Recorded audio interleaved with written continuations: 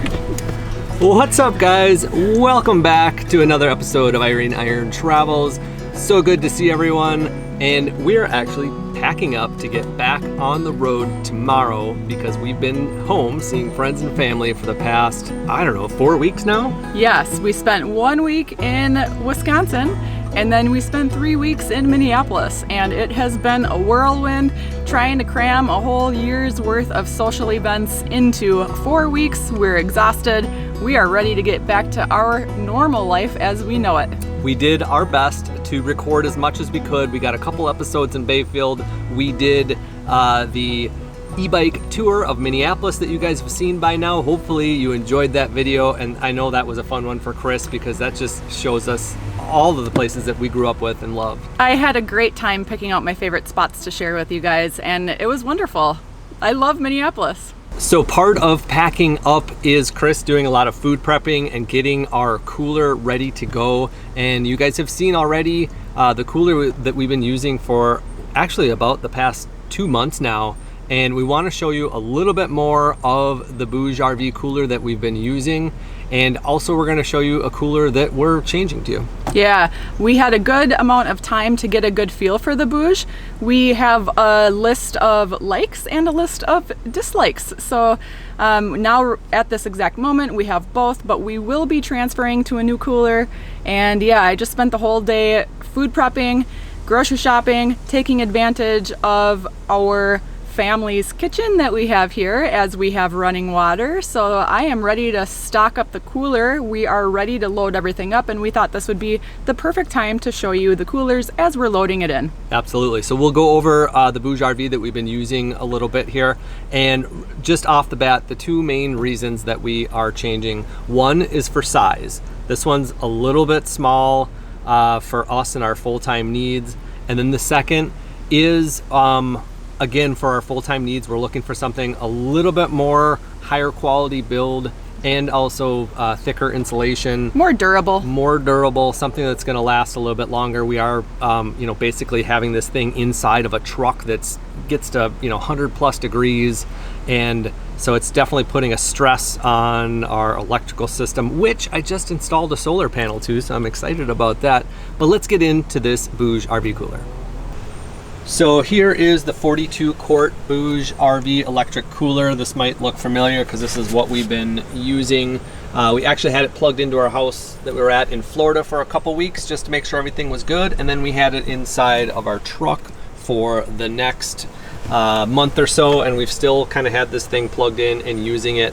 And it's given us absolutely zero problems as far as running and anything like that. You can see it is hooked up through a 12-volt cigarette lighter to our auxiliary Battleborn battery system there, and that is pretty much how it sits, or how it sat for the month or so that we had this in our truck. Ooh, perfect fit. And that's how it normally sits, is with the seat down, and of course we have all of our stuff jam-packed up there. But right off the bat, one of the first things that was tough for us was this touchpad control panel here. It is all touch. It has no physical buttons. It's kind of like the just the sensing style. And because we have so much packed in here, we're usually storing stuff on top of the cooler here. And so a few times it was hitting the buttons and kind of changing the temp a little bit, which made it kind of tough. Yeah, and one of the buttons on here is that eco button, which if you accidentally depress that, then we're going to be putting a lot more strain on our battery system, which we're trying to be just conscious of at all times. Yeah, and I will say the eco button is nice. I think it cuts down the compressor percentage by about 15% or something like that. And we ran it on eco mode the whole time. It ran just fine, and it pulls about 40 watts. And I'll show a little bit more on some of the stats on the power usage. So we had the opportunity to do some kind of real world testing in June when we were able to spend about 3 days at a friend's house where we slept inside, and then the cooler sat outside in the 70-degree weather without really being opened. So if you were going to be opening and closing the cooler, it would definitely be draining the battery a little bit more. But this kind of gives you just a realistic idea of what this thing would do inside of a vehicle. And it runs at about 40 to 55 watts when it's running, which is about 3 to 4 amps. And we got to our friend's house on June 21st here. You can see about 3 p.m. where the battery was fully charged at 100%. It dropped about 10%. When I took the reading at 9 a.m. the next day, it was at 90, which was about 10% usage. The next day, I waited almost exactly a full 24 hours, and you can see it dropped 19% in those 24 hours. And then on to the final day when we left at about 11 a.m. So this was over 24 hours. And here it took a larger drop at 28%. And so our 100 amp hour Battleborn lithium battery was at 43%, which means this cooler used 57 amp hours in those roughly 3 days. I also want to mention here that Bouge RV is offering a 15% discount on this 42 quart cooler for our viewers. If that's something that fits your lifestyle and you want to take advantage of that, this is a pretty good deal at $289 for an electric cooler, and we'll put the link down below in the description. So for around $300, you get a DC and AC electric cooler that actually is pretty decent looking. Yeah. It is good looking. It does work as it should in a controlled or mild climate, and the price point is great. You can't beat that. So those were some positives of it. One reason that we chose this size specifically is because the height of it fits in the back of the bed if we wanted to put it in the back of the bed with the tonneau cover. So that was another reason why we chose this size. That's a good point. The next size up of this, the 53 liter, it's taller and a little bit longer, so it actually would not fit in this spot. You can see how the lid opens and can almost touch the front seat there. So the taller one just would not fit in this spot, and it wouldn't fit in the back of our tonneau cover either if we needed to move it in the back for any reason. Yeah, and we are thinking long term for when we do have our RV. We want to keep the electric cooler and be able to have the flexibility to store that in the back of the bed and have passengers use these seats as they normally function. We don't always want to have the back seat crammed full. As soon as we're in our RV, we're going to shift things around a little bit to make it a more permanent setup. And I wanted to make sure we mentioned that both of these coolers were sent to us as well, so just as full disclaimer there for everybody. And let's go ahead and take a look inside of this cooler. I know we said we're upgrading because it's a little bit smaller, but in actuality, we did fit quite a bit of food in here. Yeah, we did. When I packed it full from brand new, and I spent a lot of time really packing it in, we easily got a week's worth of meat and produce in there.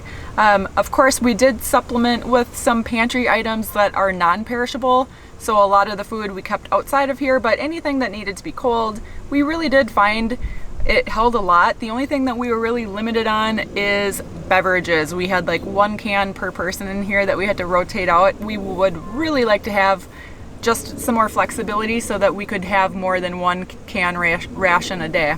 Yeah, and so a week's worth of food is jam-packed in this bin and in this bin, and we have a lot of containers that we use while RVing to help with smaller fridges. And that kind of leads us to the biggest point where Chris was saying there's no room for water. So this compartment right here is about 30 quarts or 30 liters, I believe. And then this small one to the right here is 10 liters. Now, the tricky part is, and how this was kind of designed, is this to be a freezer and this to be a fridge. But there's only one temperature control. So if you set this side down to, let's say 20 degrees, so below freezing, this side you kind of got to guess, and maybe it would be at, 39 degrees or so. RV with Tito has a good video out on this cooler as well if you want to check some more of the testing and stats on that. But we wanted to use this side for drinks, and so since we're using this whole thing as a fridge, we would set this side at about 36 to 38 degrees, which meant this side is at a balmy like 42 or 45. And then you get like lukewarm drinks. Yeah, so we would use it for drinks. We would also use it for things like protein bars that don't normally need to be refrigerated, but since it's so hot, you know, like Quest bars, for example, they don't need to be refrigerated, but if you have them out in 100 degrees, they will melt. So those were the type of things that we would put in here just for safekeeping, so things wouldn't spoil in the heat and the humidity that we're facing right now. So I do think this cooler would work very well for somebody that's not going to use it in a very extreme type of off-roading, overlanding, full-time use, that type of scenario. It's more of a lighter duty, good electric cooler. Yeah, for sure. If you're using it part-time or you're a weekend warrior, you're taking your kids out, you need some extra space that your fridge can't provide, and you're not using it all the time. That's who I would recommend it for. Like, it's a great thing to just have in your garage and pull out as needed.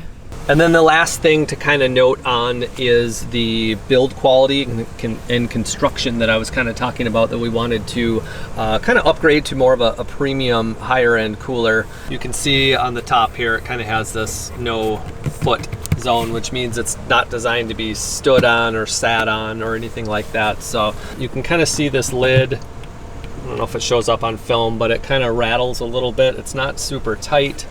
The latching mechanism works, but I don't know how long that's going to last. And the gasket on here is quite a bit smaller of a gasket, and along with the actual size, the thickness of the walls, it's just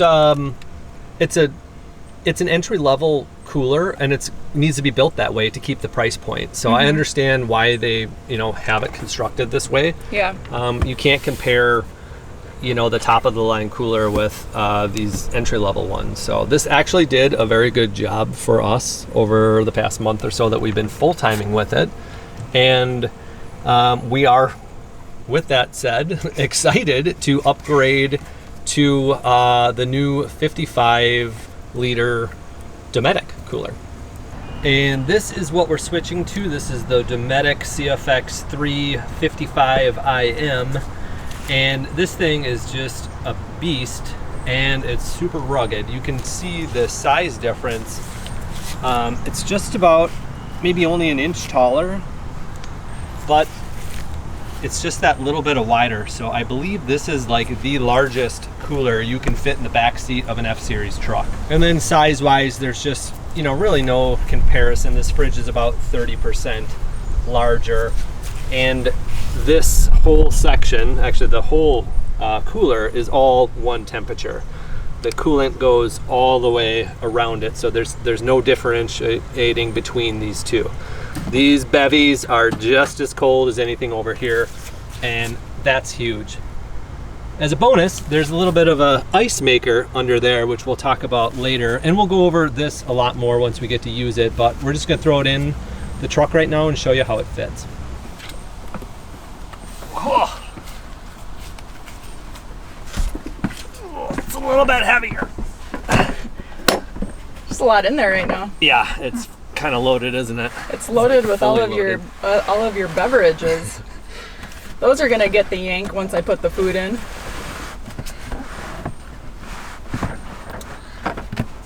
And you can see that this thing it's just the perfect fit for these F-Series pickup trucks.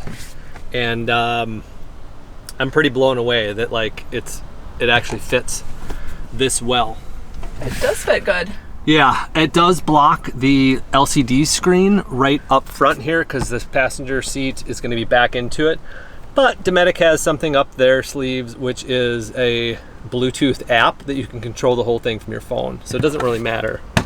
And then the way this opens up is different, obviously, than the other style. And for us, I think it's just going to work really well.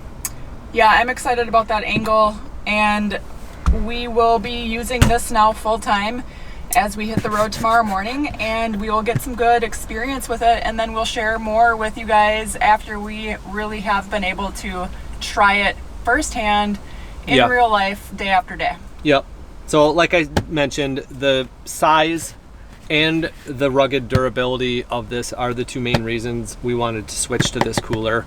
And I think it's going to work pretty well. You can see the top is perfectly good for stacking stuff, which that's just the life we have right now. We have too much stuff as we're waiting for our new RV.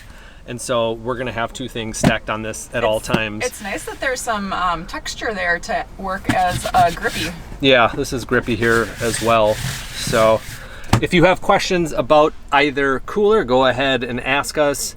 Like I said, we just got this one fired up and we're going to be using it now full time, so we'll know more about it. But if you have questions on the Bouge RV, anything like that, let us know. So back to packing, I am going to get all of the food into the Dometic and pull out some of the beverages that are extracurricular. I'll pull those out for you. Erin will pull those out and taste test them right now. And then I feel like I'm in Florida right now. It is humid in Minnesota. Believe it or not, yesterday in Minnesota was 108 degrees with 98% humidity. It wasn't 108, but it was hot. That's what the high said. It was not 108. That's what somebody said. That's what somebody told me. Don't believe what everybody says. But it's been in the high 90s here for the past week, and the humidity has just hit like 100%, like you said. It's ridiculous. It's so muggy out. So we're excited to get to some higher elevation. We're gonna finish packing up and we're gonna get on the road, and our first stop is somewhere in Nebraska. Here we go, Nebraska. As much as we love visiting friends and family, I think we get even more excited to get back on the road. I remember when we first said to people what we were doing, they were wondering what's the time limit, what's the time frame, is it 6 months, is it going to be a year? And even when we came back after 6 months and a year, people are like, are you done yet? Or and I think after 2.5 years, we both truly enjoy the travel aspect of it, the excitement, the road trip, whatever you want to say it is. Yeah, when we left originally in 2019, the answer to that question was indefinitely. We have no idea. And now here we are in 2021 and the answer is the same, indefinitely. We have no idea. Yeah, so we are now going to be hitting the road, heading to Nebraska. That's our first stop. We're continuing the wing it method. Campendiums are a great resource for free overnight stops. It's a lot harder without an RV. We can't use our Cracker Barrel anymore, and we can't use Walmart. And even getting into some of these spots, setting up a tent is still not the most fun if it's just like a parking lot. Yeah, and it does really make getting in before dusk even more important. We tried to do that before, but with the van, you could power through a long day, you could drive in, you could park at night, walk to your bed, and now it's like you really got to get in early enough to have daylight so you can set up, get ready, like brush your teeth, little things that you need light for that you don't want to use a flashlight for. And the bugs are horrendous in the dark. Yeah, and many of you are asking updates on the RV, and it is still on schedule. I contacted them late July, and they said that they are starting the run at the end of July, which our titanium model will be built sometime in August, maybe late August at best case scenario. So we're hoping end of August to beginning of September. So we still got 30 to 45 to 60 days of living in this tent, and this is going to be more of the boondocking and more of the out west. So it's going to be quite a bit different, hopefully, than the campsites we've been going to. So this is going to be a fun journey. We're almost to the new RV, but we are not out of the woods yet. Yeah, it's about to get primitive. We're about to get pretty dirty out there. We're about to face some realities that we knew were coming, but we're about to face nature and beauty and some isolation and hopefully some remoteness. With every con, there's lots of pros. Absolutely. So let's get on the road. It's 10 o'clock and we got a long day of driving.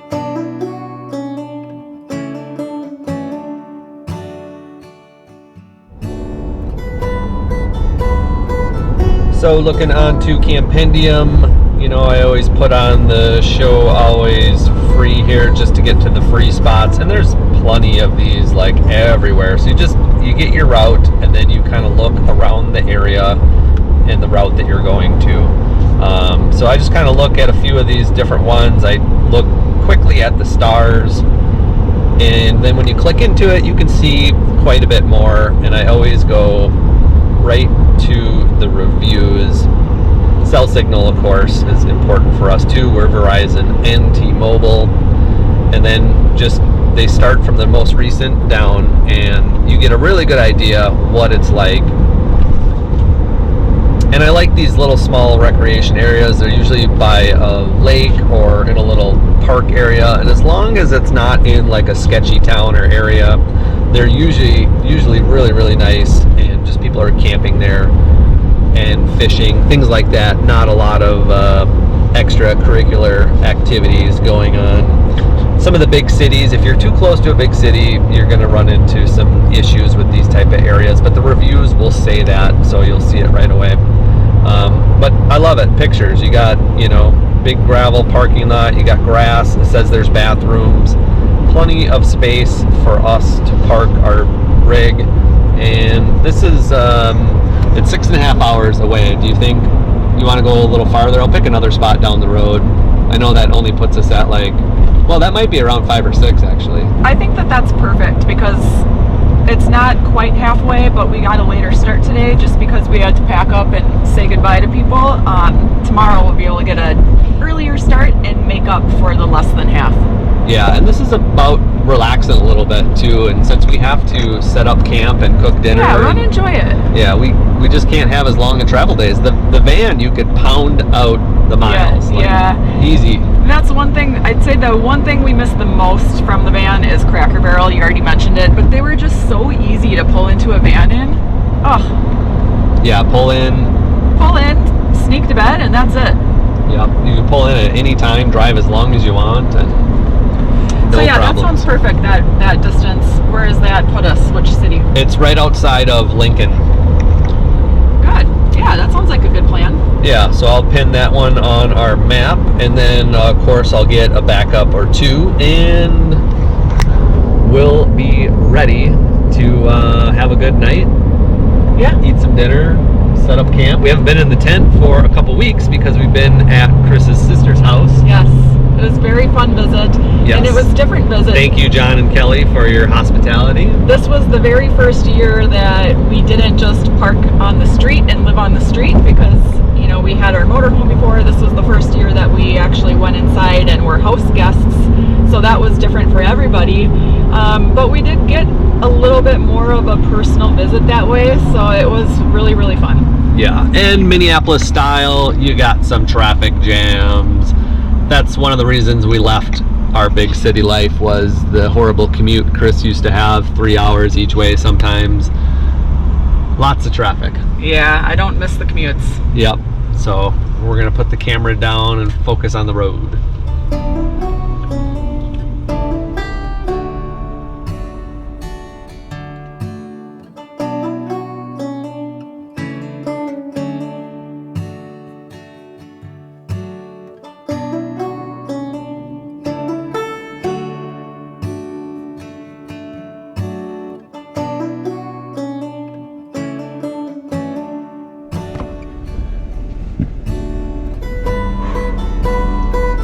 Halfway to halfway there.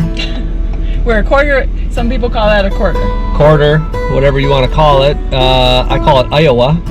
And it's hot. It's super hot here. I think it's hotter than Minnesota. 92 degrees.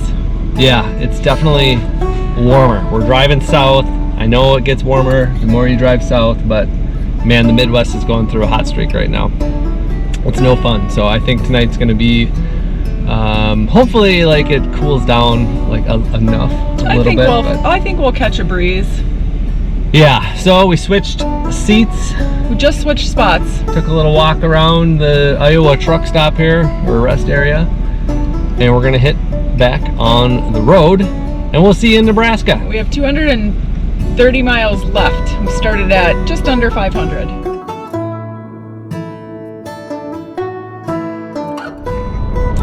was giving me grief because I wasn't getting any good B-roll of our ride.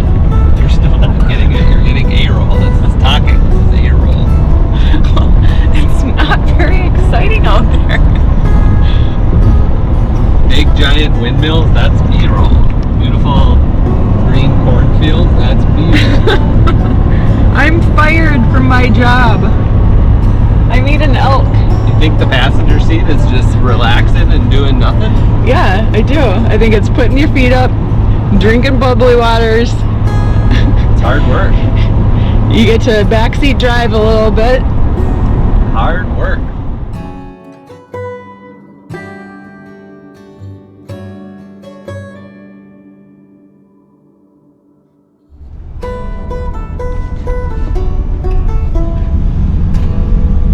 We're on our dirt road. Every time we get to a dirt road, that's a good sign, right? Yeah, dirt roads usually lead somewhere good, hopefully, but we're 3 minutes out, and I think this is going to be a good spot. It's out in the middle of like these cornfields. We're not really near a big town or anything like that, and I was thinking more and more, you know, the less and less we plan, like the easier and easier all this gets, and it's just not as stressful as it used to be. Planning is very stressful. Yeah, the planning part's stressful. Like just picking a spot on Campendium that has good reviews and going there and spending the night, that's less stressful. That's very not stressful. Mm-hmm. So I'm hoping this works out to be a nice, easy, good spot. Ooh. This looks very, very comfortable and nice. Look at how well groomed it is, Aaron. There's garbage cans, there's Smokey the Bear things, teeter-totters, covered picnic tables, there's a water pump, some toilets. There are some people around, which is comforting. It doesn't look completely desolate, right? Yeah. Not completely. I gotta figure out where we're gonna park though.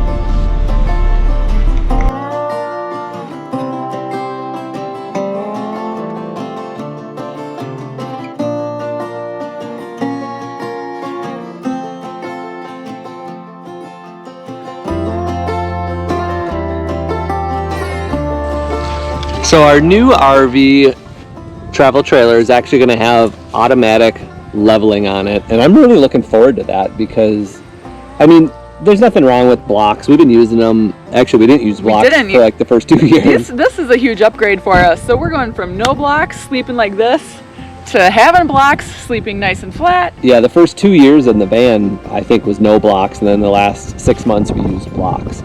And it's, you know, it's not a big deal. It's just an extra couple minutes, but it'd be really nice to, if the automatic leveling works like it should, it's gonna be pretty slick to hit a button and have it just go, you know, zoop, zoop, zoop, zoop. And we're gonna get that fancy remote clicker so that, oh no, that's for the slide out. That's for the slide and the awning and the lights. We are, let's just put it this way. We're gonna be getting some fancy stuff that's gonna like totally make us feel like a king and queen. Hopefully. I already feel like a queen every day. Yeah, you're in the queen of the cornfield right now. I am queen of the corn. No, I do like it here. Okay, I'm just really excited to be back on the road. This is night number 1, back at home. Yeah, we have a couple new additions, maybe a couple, I'm not sure, but we have a 4-foot table to set up, which is going to be a huge game changer. That's going to be really good for food prep, making meals, putting stuff on it, especially places like this where you don't get a picnic table. It's just somewhere. Most of the time from here on out, we're not going to have a picnic table. We're going to be out on land that doesn't. So we need to provide our own table. Let's do a little show and tell. Well, it's the first thing that comes out, and then you can just put all your stuff on it. So you can set up nice and easy. Yeah, we got this table at Sam's Club, right? Costco. Yeah, we got this at Costco. And it has the adjustable legs on it for different heights. That was one of the things that we liked. And then Aaron was attracted to these feet because it has feet rather than one long bar, so it's less contact with the dirt, so it'll be less dirt getting in the truck. Right? You liked that? No, it was, so it had, because our ground is always going to be uneven, so just the 2 points of contact, if you have to like bury it into the ground a little bit. I was way off. Can you imagine like the whole bar, and then it'd be like a rock here, and then there's yeah. So it'd be like you'd have to clear out the whole. Yeah, you'd have to do a groove. Yeah. Okay. Okay, I get it that now. made some sense.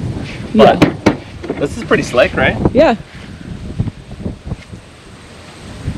$39.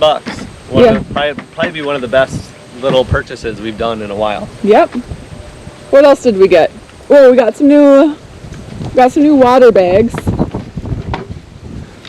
I don't know if we showed this very much yet, but this little, 18-inch stool is a life changer. Just to like do the tent, and so that's going to be good. I could not reach anything inside of the truck before we had that stool, and now I can be a little bit self-sufficient. Yeah, it's going to be good. All right, so we'll set up. We'll do dinner. It's a little windy out. And I'm going to get the tent set up quick. Okay. I get to make the bed.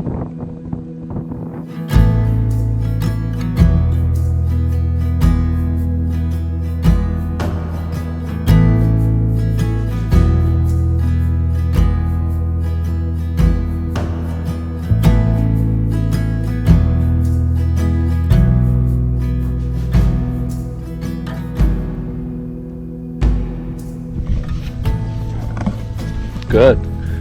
Truth time. It took me about 3 minutes to start getting frustrated a little bit with all of our stuff. I think we're out of the groove. We have been out of the tent for at least a couple weeks now, so it really helps to get in and out of it. We're gonna snap right back into it. Yeah, it's just, I don't know, the humidity's up a little bit. It's a little hot. Yeah, and I'm running off 4 hours of sleep, so I'm like kind of like just moping along. Yeah, we're trying to record a little bit here, but also get everything set up because it does take some time. But I wanted to show this new light. I got one for the outside. You guys have seen the one on the inside. This is the same, but it's a dual, so you can use the amber for bugs. Put it on. There's bugs out here. It doesn't keep bugs away. It just doesn't. Put the amber alert. Amber alert. It just doesn't attract the bugs as much. Oh. Yeah, it's not a bug light. It's supposed to allow less bugs to come and be attracted to the light. It's less attractive. It's not repellent. It's just less attractive. Exactly. I'll take it. Yeah. So that's good. This table is working well so far. The new cooler is working well. I'm going shopping for dinner. Let's see what that looks like. Okay. So my trick with the basket is I need to have it so that I can empty out the top contents because, everything's buried. And of course, the meat is way at the bottom. We don't need that much string cheese either, but we got it. I know. It's like 8 pounds. So we're gonna do green onions, jalapenos. We have so many delicious vegetables in here. How's the temp at the bottom down there? How's that feel? Is it too cold? Well, we're gonna find out when I get to the chicken. We're gonna do mushrooms. I mean, does anything look frozen? I'm keeping it at like 37 right now, but since it's so jam-packed that there's... I'm gonna check the green beans. I just want to make sure we're not freezing anything. It doesn't feel frozen. Okay. But we're gonna find out with the chicken, because that's baseline. Yeah. It shouldn't be frozen. I mean, it's above 32 degrees, but I guess I'm just trying to figure out the temp check. I don't think it's frozen. Okay. Does it feel cold? It feels perfect. It feels like you picked like the perfect temperature. Yeah, this is perfect. It's cold, but not frozen. Okay, so grab what you need, stack it all back. I love these containers. Loved them in the van, love them in the truck. at what I did now. I chopped up jalapenos even. Oh, nice. How long will those last? Oh, they'll last all week. I mean, it's pretty humid here, so there's going to be a little bit more of a moisture fight, but it helps to have everything cut, because that's one thing I definitely learned is you don't want to be cutting or handling or doing any prep. You just want to take it and put it on. So that's what we're doing. And I like to just take these. I like to have everything cut up so that we don't need a knife and a fork when we eat. Well, a fork will be okay. Yeah, a fork. I just mean a knife. Good call. I have a sleepy brain right now. Yeah, we're gonna let the vegetables rip. And then once the vegetables are cooked, we're gonna push those forward and cook the chicken in the hot spot. And it's gonna be ready in no time. It's now 8:14, and I bet we'll be eating by 8:25. It's usually pretty quick, but it's windy, so it's gonna take a little longer. It is a little windy, yeah. Is it, So I'm putting the wind factor in there. is it up all the way? Crank her up. Yeah, normally Aaron is the stir fry master, but I'm trying to take some, trying to help where I can, and this is definitely the area that I can help in. So I gotta get my competition on so that Aaron isn't the stir fry Blackstone king. Yeah, it helps if we're in a kind of a hurry and I need to keep setting up and you can just kind of cook and Yeah, it works out. yeah. Gotta get our groove. You know what? By this time tomorrow, we are gonna be like a well-oiled machine once again. And the humidity's kind of cut down. It's like a cool breeze. Yeah. I think we're gonna sleep great in the cornfield. I can't wait. Actually, that tent is really quite comfortable, and I'm craving it. It's a good mattress in there.